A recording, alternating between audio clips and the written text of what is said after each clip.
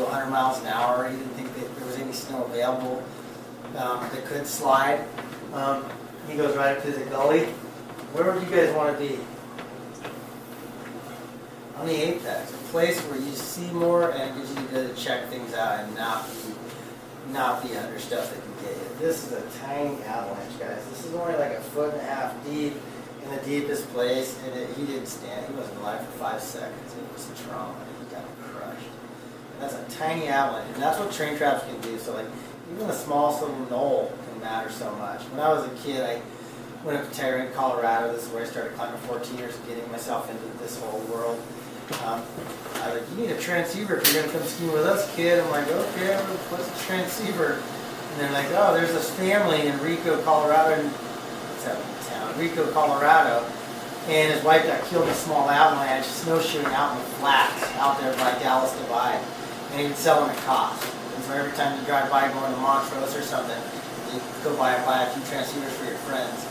And it was an amazing lesson for me to start realizing that his wife, he tells me the story, she's snowshoeing with her best friend, and they go to like a little roly-poly hill, and they decided to have lunch, and they both sat down into the hill to sit down, and the thing just folded over.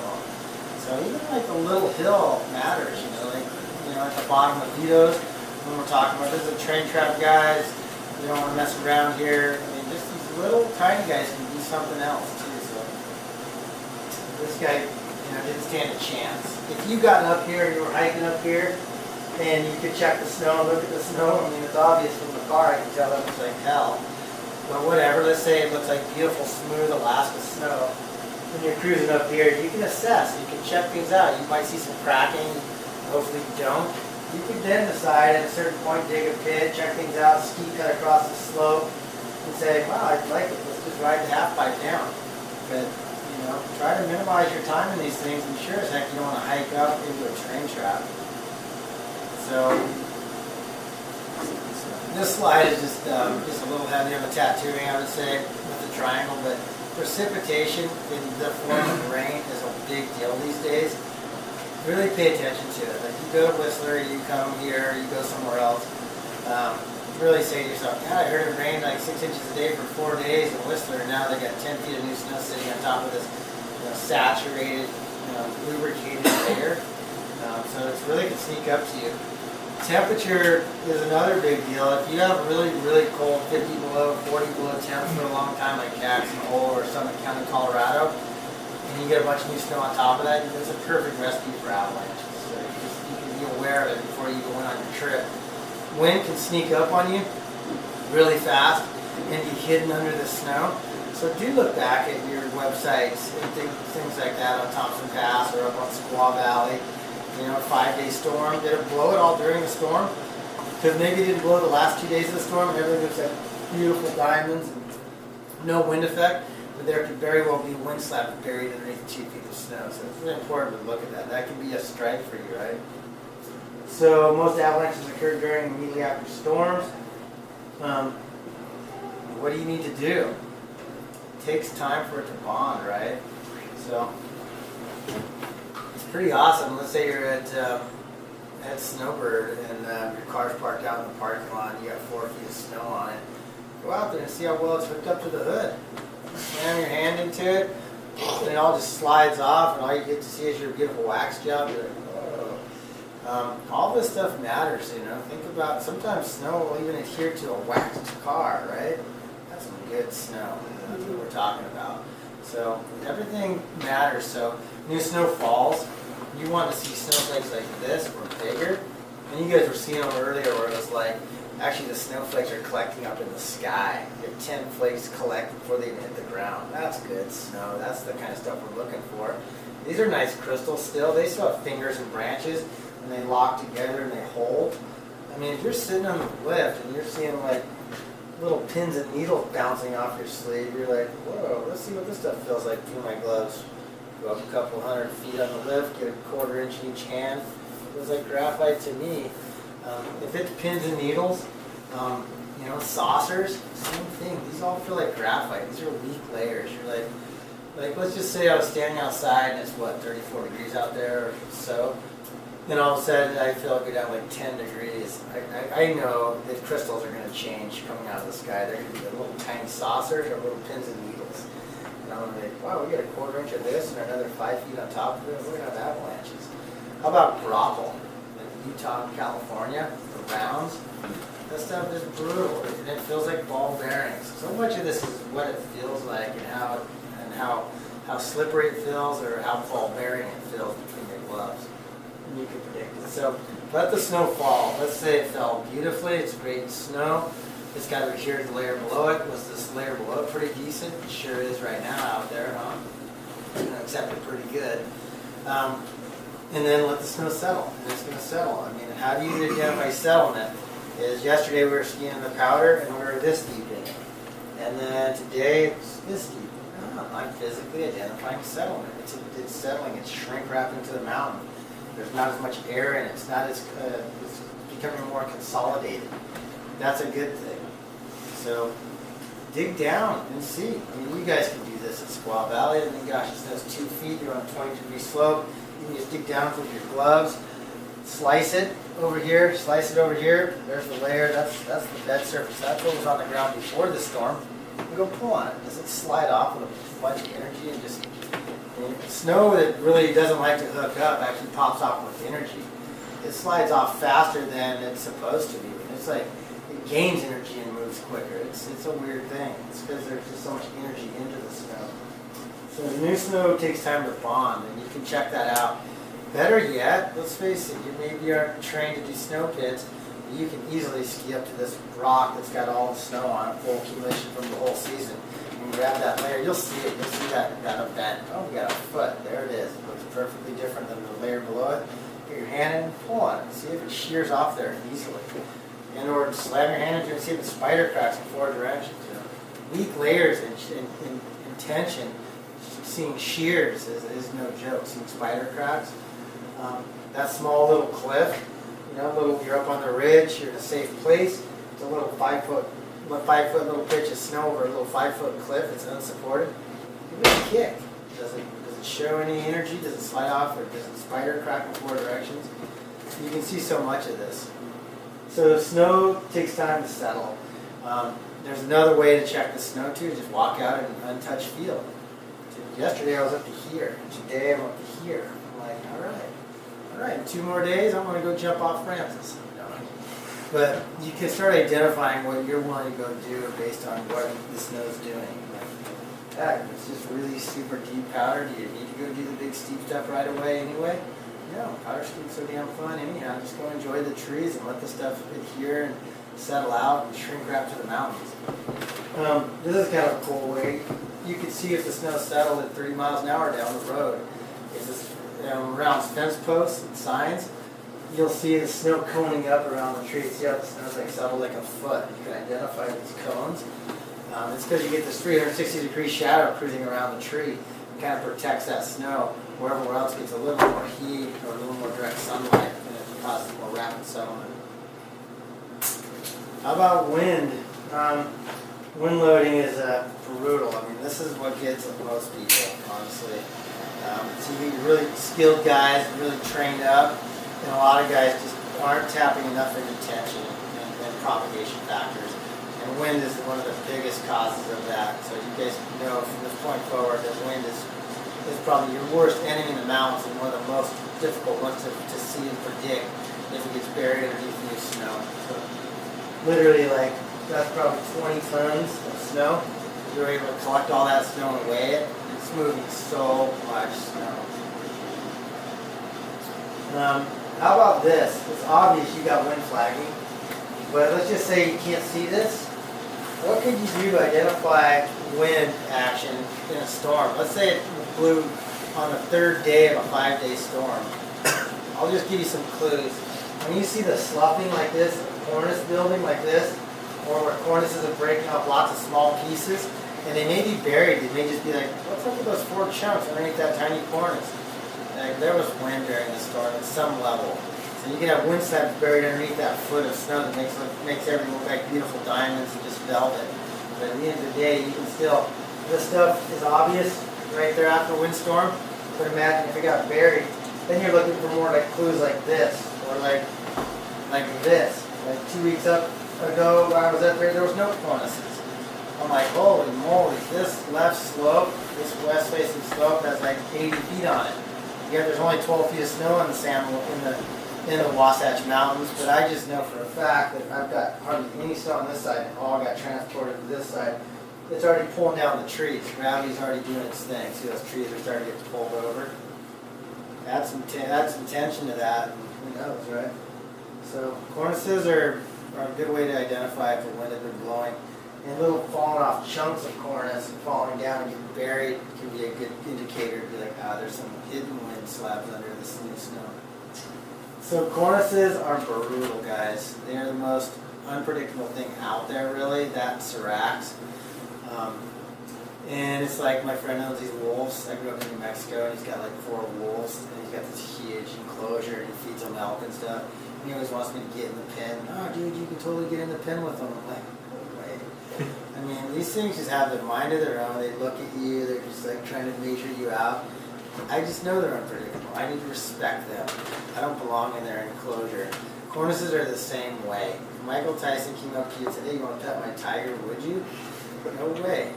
And so cornices fall off whenever they want. It's weight versus angle. And a lot of guys will be like, oh, they only pop off when it's cold or when it's warm. Most people believe that they're more dangerous when it's really warm. I see cornices popping off more when I see it go from a big temperature swing to really cold. And it causes the crystals to pop within. So it doesn't really matter when they pop off. The deal is when they pop off, they aren't capable of just making you fall off the mountain with them or tumbling over you. They can trigger massive avalanches. So they can put pressure on the snow and impact the snow better than a 5-pound bomb any day. So really pay attention to that. You guys can ask us questions when we get in the field too and talk about that. But man, if you can go to Squaw Valley and you're noticing the cornices are building up pretty quickly and the patrol can't even keep up with them, wouldn't you rather just go ski the slope 100 yards away that doesn't have the cornices and go hit the slope? This is that ridge, Mike, up there by East Peak. This is that same convex. This is the big deal. This is like 20 feet. This is like 12. It gets like 15 up in here, but it was the classic unsupported slope over a serac. These are unsupported too because there's crevasses. This is like the perfect ingredient. Chances are that cornice would have fallen if it would have been a slope that wasn't unsupported and didn't have these crevasses bringing cold air up underneath it. Probably wouldn't have slid. I had flown for 30 days straight, and even where some cornices fall, it didn't trigger anything. But you start going straight 1, straight 2, straight 3, when you start having these different things that can happen. So increasing temperature, this is pretty obvious, right? Super warm day. This is like Finland, right? Below the bottom left is deserted. What matters about this a lot is a lot of times people don't give it enough consideration to what solar radiation can do against a green wall, the backside of a ski lodge, or green trees, or black rock. A lot of times people are like, no, it's 28 degrees today. Solar radiation can be seconded off of an object, so it's good to pay attention to that. Most of these literally came from the radiation, and a little point release and caused a wet slide. Wet slides are like steamrollers, there's no surviving them. So snowpack, crust, loose snow. These are things that tell you what's on the ground before the next storm that can tell you something, right? Super slick sun crust, slick layers, loose snow that hasn't consolidated. You've been skiing in it for 2 weeks and yet it hasn't settled. And it probably won't, because it must be just wicked cold and that you're having just cold days and cold nights.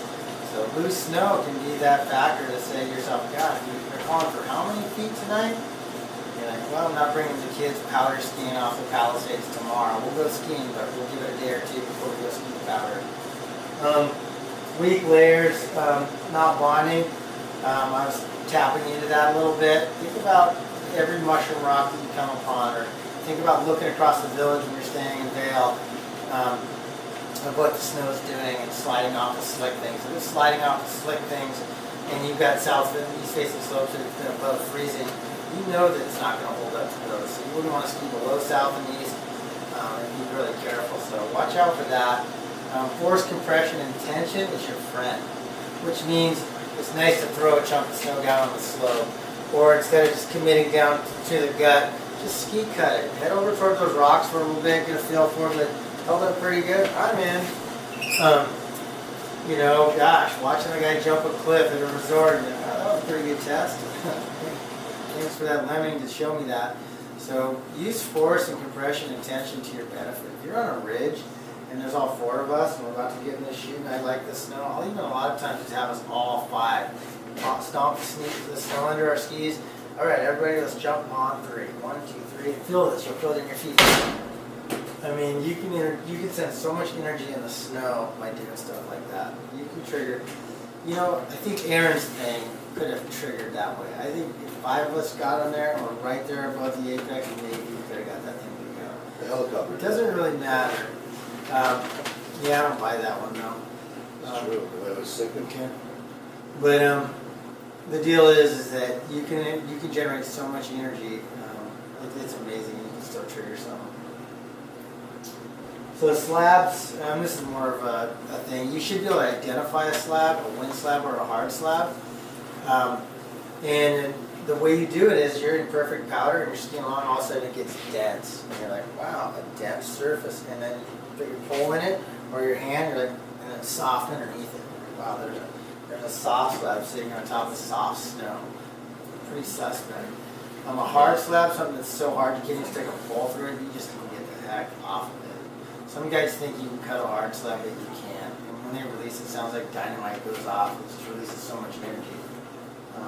So you can identify slabs by paying attention to just skiing up on it. So 2 feet of powder, and all of a sudden you're like, wow, it's kind of dense. Wow, it's kind of drummy. And you're on the edge of it. You're like the edge of the cookie, basically, going, I'm not going onto this cookie. I can already identify that this is a slab. You just want to avoid it. You don't want to like ski down and then ski back under it. You want to try to avoid it altogether. You guys will cut them out, clean them out, kick them out, right? And that's not maybe where you guys are at this point, but once you start developing more skills, you can consider that when you're skiing. Nowadays in the resorts, you know, you need some of these ski cutting techniques and be able to clean some slopes. This is surface ore. This is that stuff that's just so brutal. It's anytime you have freezing fog or anytime you see a lot of moisture in the air in the mountains, and you know you see it around creeks. Anytime there's like a pond or a creek and you get a really cold night, you'll see it growing on the branches and on the twigs. But it'll grow across the whole slope. And the reason it's so tricky is it's because it's never widespread. It's always like Jack Frost throws a little bit here and a little bit there. But like I said, it can connect the dots once you have tension. What aspect is this, guys? West. Yeah, it's either going to be a south or an east, right? And this is how you can tell a lot of times just how messed up it is. You know, this could be a west in June, for sure. Once that sun gets up higher on the horizon. So this is like the blue snow theory. Why is the snow so beautiful and smooth and look good? It's got that north to it. It's going to be the higher quality. It's going to be easier to predict and forecast. It's going to be generally more stable. This was the classic on a wicked sun crust. The snow overruns up over the slope. So imagine you were ski mountaineering, and I climbed up here, and I got to the summit, I bivouacked here, and I woke up the next day and it was warm. It's just like, everything's fun and games until you actually something changes. You know, you're like in the hut up in the Alps, and you're doing the hut tour, the hut route, and you're traversing under all these awesome slopes. You're like, oh, we'll go back this way tomorrow. And all of a sudden tomorrow it's 60 degrees. You're like, wow, well those slopes were okay yesterday. Today is probably not realistic. So like, when you're mountaineering, you're taking that into consideration. Like, what can change in the weather that would make my route bogus? And so when you do a route, you want to be like, my route can be a backup to not commit to some south-facing slope that was frozen 2 days ago, or not. So these are nice crystals, right, guys? They start adhering together. Right now we have like 3 or 4 flakes sticking together already before they hit the ground. A lot of times you'll see them so big you can't even catch them in your mouth. They're just so perfect. That's good snow, and that's what you want to see falling on your sleeve or on your leg. Once snow starts getting cold, you start getting like super cold temperatures, you start seeing stuff like this falling out of the sky. And these guys will feel like graphite. You know, let's say it's 20 degrees Fahrenheit, and you can pick up the cold powder next snowball. That's good snow. It takes a little bit to get it to be a snowball, but you can make a snowball. Then pick up snow that won't at all. You're like, man, this stuff, and it's going to feel like graphite. And all this stuff is going to feel like that. Pins and needles, saucers, all that kind of stuff. And you can see them falling on your legs or on your sleeve as you're going up the mountain. You're like, wow, we get a 1/4 inch of this and another 2 feet on top of it. We're going to start seeing the slide on that layer.